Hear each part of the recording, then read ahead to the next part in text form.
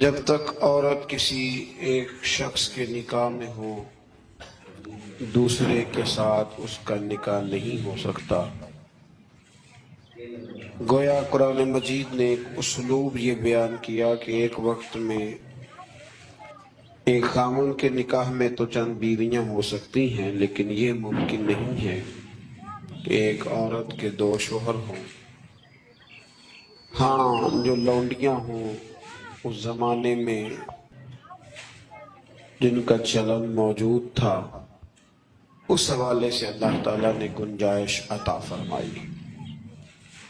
اسی تفصیل کو پہلے رکوع کے اندر مختلف انداز میں بیان کیا گیا اور یہ بتلایا گیا کہ اسلام ہر خواہش کو پورا کرنے کے لیے پاک، صاف اور جائز رستہ عطا کرتا ہے۔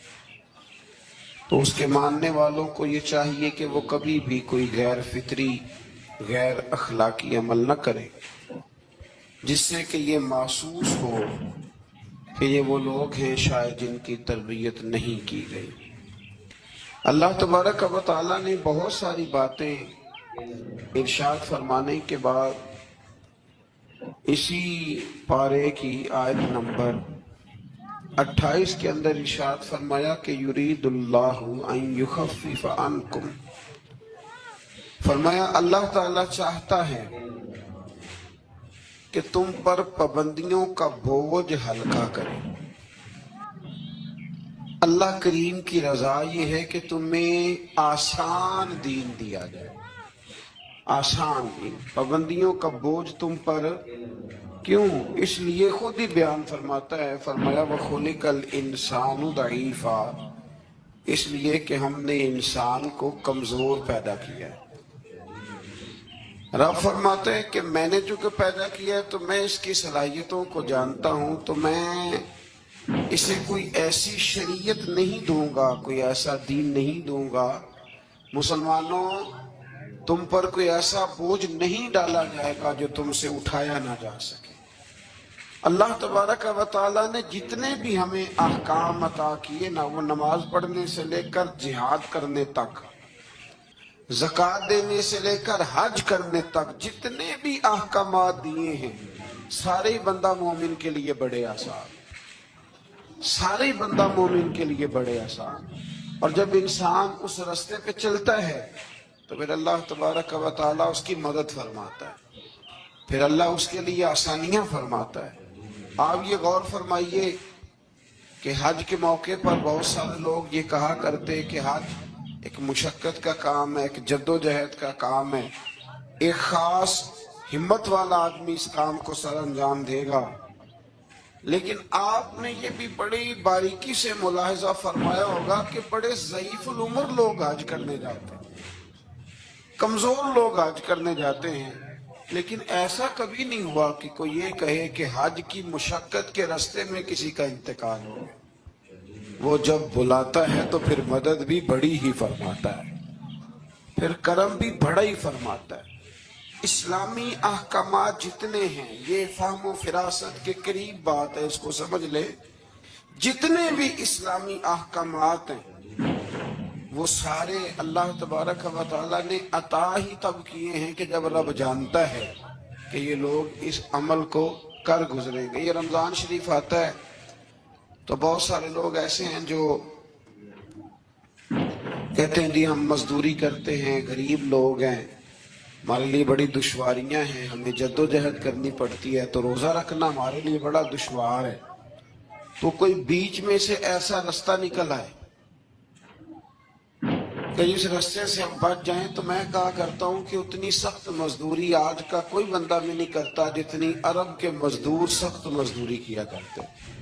کوئی پہاڑ نہیں توڑتا، کوئی آدمی ایسا نہیں ہے کہ جو چکی اس طرح سخت انداز میں پیستا ہو، کوئی بھی وہ کٹھن کام نہیں جو اہل عرب کرتے تھے۔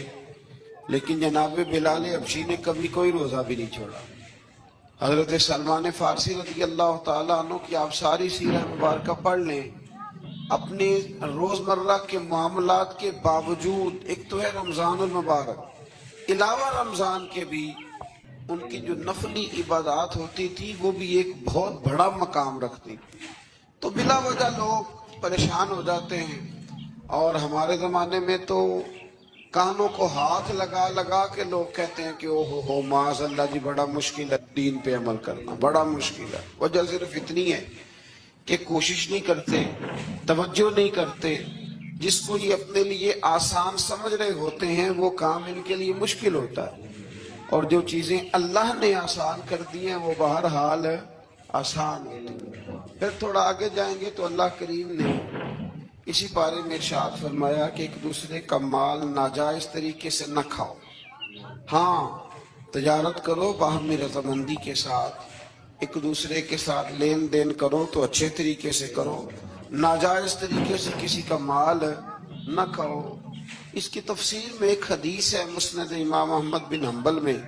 نبی کریم صلی اللہ علیہ وسلم نے فرمایا کہ جس شخص نے ناجائز طریقے سے مال کمایا ہے نا، یہ اسی کا تھا، اسی کا نصیب تھا، جس نے کما لیا اسی کا تھا. لیکن حضور فرمانے لگے اس نے جلدی کی ہے، اگر یہ تھوڑا انتظار کرتا تو اللہ یہی مال اسے جائز طریقے سے عطا فرما دیتا. اس نے جلد بازی کا مظاہرہ کیا ہے، غلط طریقہ اختیار کیا اس کو حاصل کرنے کا، اس نے اچھا نہیں کیا. تو ناجائز طریقے سے مال، آپ اندازہ فرما لیں کہ دنیا میں کتنے ایسے لوگ ہیں، کتنے کہ جو کہتے ہیں کہ ہم زندہ بھی دوسروں کے مال پہ ہیں.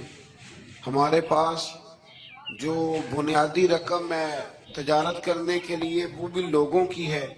لوگ چاہتے ہیں کہ دوسروں کے مال پر وہ اپنا قد اونچا کریں. اللہ تبارک و تعالیٰ نے اس بات سے سختی کے ساتھ منع فرما دیا. آیت نمبر 31 کے اندر اللہ تبارک و تعالیٰ نے ارشاد فرمایا کہ بڑے گناہوں سے بچنا، کبیرہ گناہوں سے بچنا. جو چھوٹے گناہ ہوں گے وہ تو اللہ اپنے فضل سے معاف فرما دے گا، لیکن تم کبیرہ گناہوں سے بچنا. کبیرہ گناہ کون سے ہیں؟ قتل سے بچنا، بہتان ترازی سے، پاک باز لوگوں پر بہتان لگانا کبیرہ گناہ، کبیرہ گناہ. قتل کبیرہ گناہ ہے، اور بہتان ترازی حدیث صحیح میں موجود ہے. ہمیں بالکل نہیں پتا ہوتا کہ سامنے والے کے معاملات کیا ہیں، لیکن ہم بہتان لگا دیتے ہیں. اور شریعت کے اندر باقاعدہ اس کی حد رکھی گئی ہے، کوڑوں کی سزا رکھی گئی. جب تک آپ کو تحقیق نہ ہو جائے، میرے نبی کریم علیہ السلام نے فرمایا کسی شخص کے جھوٹا ہونے کے لیے اتنا ہی کافی ہے کہ سنی سنائی بات آگے بیان کر دیتا ہے یہ جھوٹا ہے. اس کو چاہیے تھا اس کی تحقیق کرتا. اسی طریقے سے یتیم کا مال کھا جانا. یہ رمضان شریف آئے گا تو بڑے سارے لوگ چندہ لینے کے لیے میدانوں میں نکلیں گے. بڑے سارے لوگ یتیموں کا نام لیں گے، بیماروں کا نام لیں گے، کمزوروں کا نام لیں گے، مدارس کا نام لیں گے. اللہ سے ڈرنا چاہیے. اللہ کریم نے جو میرے اور میرے بچوں کے حصے میں رکھا ہے وہ کوئی دوسرا چھین سکتا نہیں. لیکن انداز غلط اختیار کرنا، اس سے انسان کا نقصان ہوتا ہے. کبیرہ گناہوں میں اس کو رکھا گیا.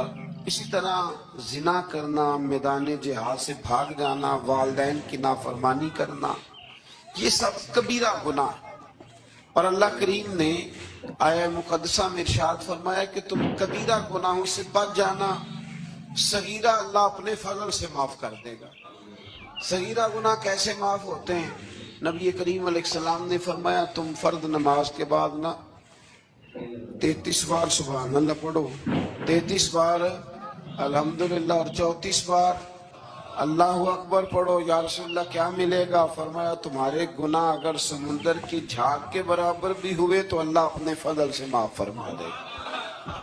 اور فرمایا نماز تسبیح زندگی میں ایک دفعہ پڑھ لینا، اگر تمہارے گناہ سمندر کی جھاگ کے برابر ہوئے تو اللہ معاف فرما دے. بہت سارے ایسے وظائف، بہت سارے ایسے اعمال، لیکن ان سے صغیرہ گناہ معاف ہوتے ہیں، کبیرہ گناہ ان سے معاف نہیں ہوتے. تھوڑا سا آگے چلیں گے تو اللہ تبارک و تعالیٰ نے حکم دیا ہے کہ اللہ کی عبادت کرو، لیکن فقط عبادت کر کے اپنے آپ کو مطمئن نہ کرو بلکہ اس کے ساتھ حقوق بھی ادا کرو۔ وَاعْبُدُوا اللَّهَ وَلَا تُشْرِكُوا بِهِ شَيْئًا، اللہ کی عبادت کرو اور اس کے ساتھ کسی کو شریک نہ ٹھہراؤ، اور اس سے آگے بھی بڑھو۔ وَبِالْوَالِدَيْنِ إِحْسَانًا، اپنے والدین کے ساتھ احسان کرو۔ یہاں مفسرین نے بیان کیا کہ یہ نہیں کہا گیا کہ والدین پر احسان کرو، والدین کے ساتھ احسان کرو، ان کے ساتھ اچھا رویہ اختیار کرو۔ حضرت قاضی صاحب رحمۃ اللہ نے یہاں ایک جملہ لکھا ہے، بڑا ہی دل کرتا ہے میرا کہ وہ جملہ کہہ دوں۔ قاضی صاحب فرمایا کرتے کہ نیکی کا بدلہ نیکی یہ جزا، فرماتے ہیں جو احسان ہوتا ہے نا، یہ سامنے والے نے جتنی نیکی کی ہو اس سے بڑھ کر اس کے ساتھ کرنے کو احسان کہتے ہیں۔ تو آپ فرماتے ہیں کہ اگر اماں تیرے لیے ایک رات بیدار رہی ہے تو کوشش کر تو 2 راتیں رہا کر، اور اگر والد نے اپنی زندگی کے 30 سال تجھے دیے ہیں تو 2 دعا کر کہ کم از کم تو 35 سال اللہ تجھے توفیق دے تو ان کی خدمت کرے۔ پھر آگے ارشاد فرمایا کہ وَبِذِي الْقُرْبَى وَالْيَتَامَى وَالْمَسَاكِينِ وَالْجَارِ ذِي الْقُرْبَى وَالْجَارِ الْجُنُبِ وَالصَّاحِبِ بِالْجَنبِ وَابْنِ السَّبِيلِ، فرمایا یہ ایک لسٹ ہے، ان سب کے ساتھ اچھا سلوک کرو، والدین کے ساتھ بھی، قریبی رشتہ داروں کے ساتھ بھی، یتیموں کے ساتھ بھی، مسکینوں کے ساتھ بھی، پڑوسیوں کے ساتھ بھی، اور وہ پڑوسی جو رشتہ دار ہوں اور وہ پڑوسی جو رشتہ دار نہ بھی ہوں، اور وہ جو تمہارے مجلس کے ساتھی ہیں، کلاس فیلو ہیں، دفتر کے ساتھ رہنے والے ہیں، دوست ہیں، کلیگ ہیں، ان کے ساتھ بھی اچھا سلوک کرو، اور مسافروں کے ساتھ بھی اچھا سلوک کرو۔ وَمَا مَلَكَتْ أَيْمَانُكُمْ، اور وہ جو تمہارے قبضے میں ہیں، تمہارے داہنے ہاتھ جن کے مالک ہوئے، یعنی جو تمہارے ملازم ہیں، جو تمہارے غلام ہیں، ان کے ساتھ بھی سلوک۔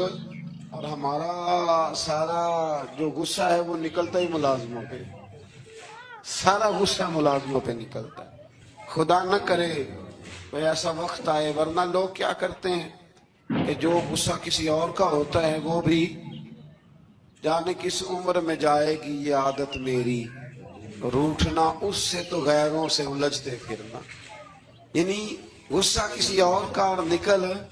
حضرت صدر الشریعہ رحمۃ اللہ علیہ صاحب بہار شریعت فرمایا کرتے تھے کہ جو ٹیچر ہے نا پڑھاتا ہے، اور جب غصے کی حالت میں ہو تو کلاس میں نہ آیا کرے، ایسا نہ ہو کہ بیگم صاحبہ کا غصہ بھی بچوں پہ نکال کے چلا جائے، وہ کلاس میں نہ آئے، وہ جب اپنے مزاج کو معتدل پائے تو پھر وہ کلاس میں آئے۔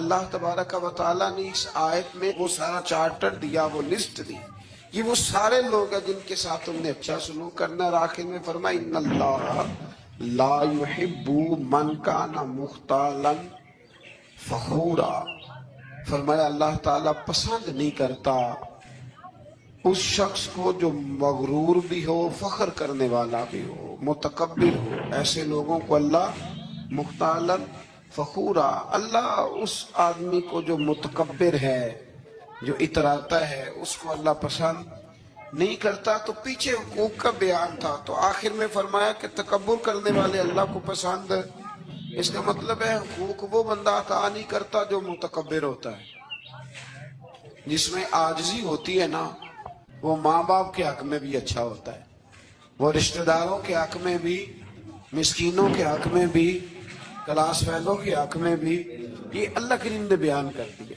فرمایا جو متکبر ہوتا ہے وہ کسی کے حق میں بھی اچھا نہیں ہے۔ آخر میں تکبر کا ذکر کرنے کا معنی یہ ہے کہ وہ بندہ اگر عاجزی والا ہو تو پھر وہ سارے حقوق صحیح طور پر ادا کر لے گا۔ تھوڑا سا آگے بڑھ کے اسی بارے میں اللہ تبارک و تعالیٰ نے بخل کی، کنجوسی کی مذمت فرمائی۔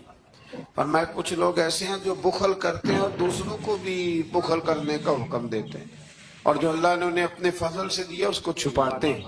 یہ آیت نمبر 37 ہے۔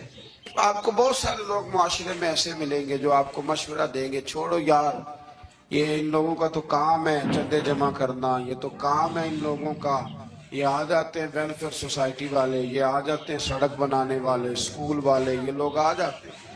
تو یہ مشورہ دیا جاتا ہے، خود بھی بخل کرتے ہیں اور لوگوں کو بھی بخل کا مشورہ دیتے ہیں۔ یاد رکھے اللہ تبارک و تعالی جب آپ کو آپ کی ضروریات سے زیادہ دیتا ہے نا، تو اس کا مطلب ہے کہ پھر اللہ نے آپ کو کسی کے لیے بانٹنے کے لیے دیا ہے۔ جب اللہ تبارک و تعالی نے دیا ہے تو پھر اللہ کے دیے سے اس کی راہ میں خرچ کرنا، یہ انسان کو نفع دیتا ہے، یہ اس کا فائدہ کرتا ہے۔ میرے نبی پاک علیہ السلام نے فرمایا جب صبح ہوتی ہے نا، دو فرشتے زمین پر اترتے ہیں۔ ایک فرشتہ یہ کہتا ہے کہ اے اللہ،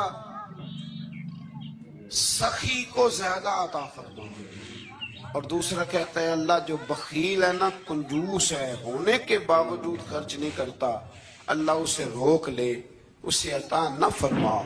دونوں فرشتے یہ کہتے ہیں، اور حضور فرمانے لگے جو سخی ہے وہ اللہ کے بھی قریب ہے، لوگوں کے بھی قریب ہے، اور جنت کے بھی قریب ہے، اور جو کنجوس ہے وہ بندوں سے بھی دور ہے، معاذ اللہ اللہ سے بھی دور ہے، اور جنت سے بھی دور ہے۔ تو کوشش کریں جو اللہ نے دیا ہے اس میں سے اللہ کے راستے میں خرچ کیا جائے۔ انہی آیات مقدسہ میں پھر امانتیں ادا کرنے کا بھی حکم ہے آگے چل کے۔ پھر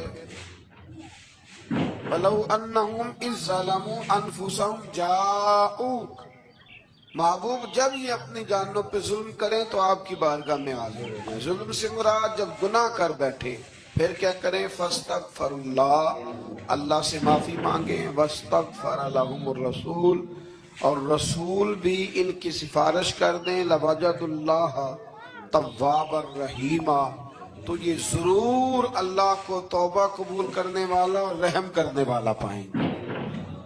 تو یہ کون فرما رہا ہے؟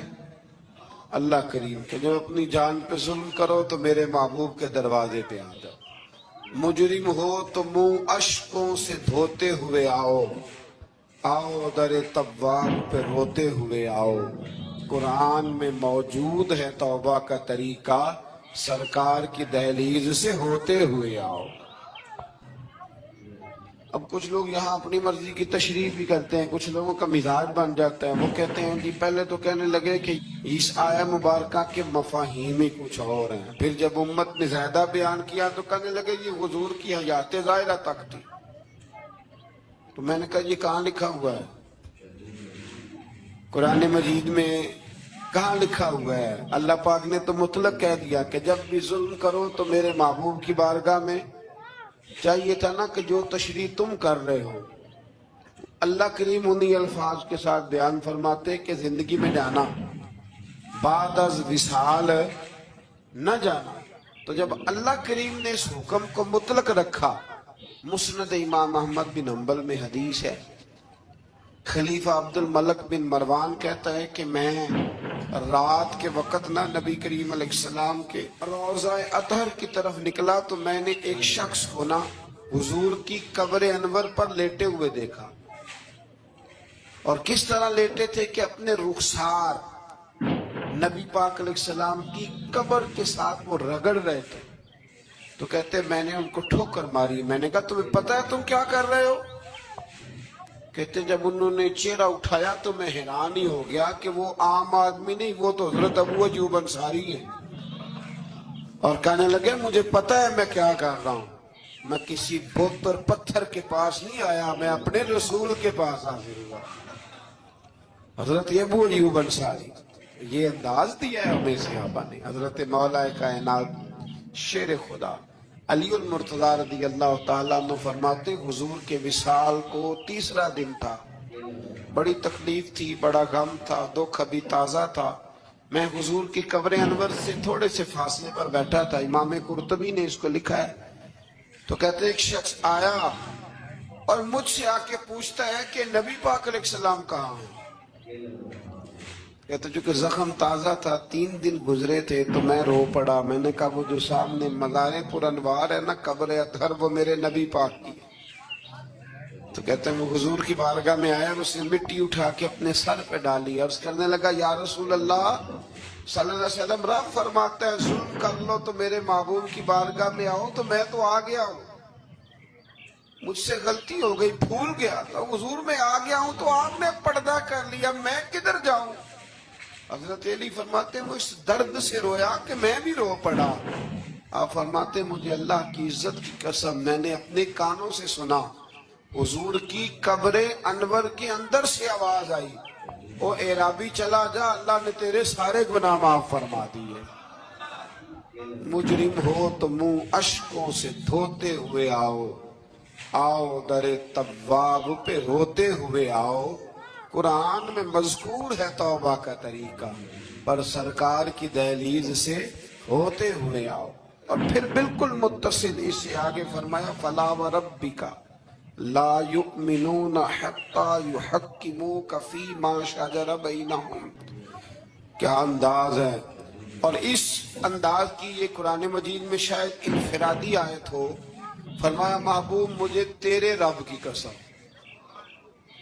عجیب انداز ہے نا قسم اٹھانے کا، اے محبوب مجھے تیرے رب کی قسم، یہ انوکھا انداز ہے قرآن مجید کا۔ فرمایا محبوب مجھے تیرے رب کی قسم، یہ لوگ اتنی دیر تک مومن نہیں ہو سکتے جب تک اپنی ہر بات میں تیرا فیصلہ قبول نہیں کر لیں۔ بڑا معروف واقعہ ہے لیکن یہاں اس کا ذکر کرنا بھی بڑا ہی ضروری ہے۔ ایمان اور عقیدے کے لحاظ سے وہ اتنا زرخیز واقعہ ہے، اتنی خوبصورت ٹھنڈک ہے کہ جو دل کو، آنکھوں کو، کلیجے کو سکون دیتا ہے۔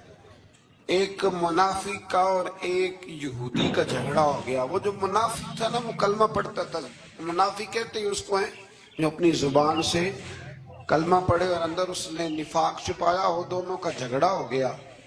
نبی کریم علیہ السلام کی بارگاہ میں حاضر ہوئے تو حضور نے فیصلہ یہودی کے حق میں دیا، کلمہ گو کے حق میں نہیں دیا، اس منافق کے حق میں۔ وہ نہ کہنے لگا جی میں تو فیصلہ حضرت عمر سے کراؤں گا۔ وہ حضرت عمر فاروق کے پاس گئے اور جا کر کے کہا کہ یہ ہمارا معاملہ ہے تو فیصلہ کر دے۔ جناب عمر بات سننے ہی لگے تھے کہ وہ یہودی بولا، کہنے لگا عمر ایک بات کا لحاظ کر لینا کہ نبی کریم کی بارگاہ میں یہ بات پہلے سے طے ہو چکی ہے اور حضور نے میرے حق میں فیصلہ دے دیا ہے، پر یہ کلمہ پڑھ کے کہتا ہے کہ میں نے عمر سے فیصلہ کرانا ہے، میں معاذ اللہ حضور کے فیصلے کو نہیں مانتا۔ جناب عمر فرمانے لگے بیٹھو پھر میں ابھی آیا۔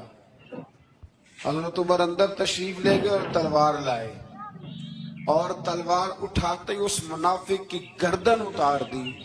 فرمایا جو میرے نبی کا فیصلہ نہ مانے، عمر کی تلوار اس کا فیصلہ کر دیا کرتی۔ شور ہو گیا جیسے آج لوگ شور کرتے ہیں، کلمہ گو کو ایسے کہہ دیا، کلمہ گو کو یہ، وہاں بھی شور ہو گیا کہ کلمہ گو مار دیا جی عمر نے، کلمہ پڑھنے والا مار دیا، کلمہ پڑھنے والا مار دیا، مسلمان مار دیا، وہ تو کلمہ پڑھتا تھا۔ جب بہت شور ہوا تو اللہ تعالیٰ نے قرآن مجید کی یہ آیت نازل فرمائی۔ فرمایا محبوب کون سا کلمہ اور کون سا اس کا ایمان؟ ایمان تو تب مکمل ہوگا جب تیرے فیصلے قبول کرے گا۔ کلمہ پڑھنے سے تھوڑی ایمان مکمل ہوگا جب تک تیرا فیصلہ ہی قبول نہیں کرتے۔ تو جس کا رب ہی ایمان قبول نہ کرے، لوگوں کو کیا ضرورت ہے شور کرنے کی کہ بڑا ایمان والا ہے؟ اللہ ہی جس کا ایمان قبول نہ کرے۔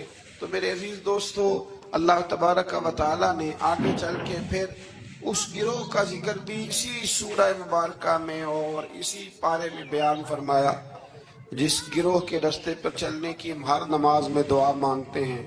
انعم اللہ علیہم من النبیین والصدیقین والشہداء والصالحین۔ فرمایا وہ جو تم ہر نماز میں کہتے ہو نا صراط الذین انعمت علیہم، تو انعام یافتہ لوگ اس سورہ مبارکہ نے آیت نمبر 69 میں بیان کیے۔ فرمایا وہ انبیاء ہیں، صدیقین ہیں، شہداء ہیں، صالحین ہیں۔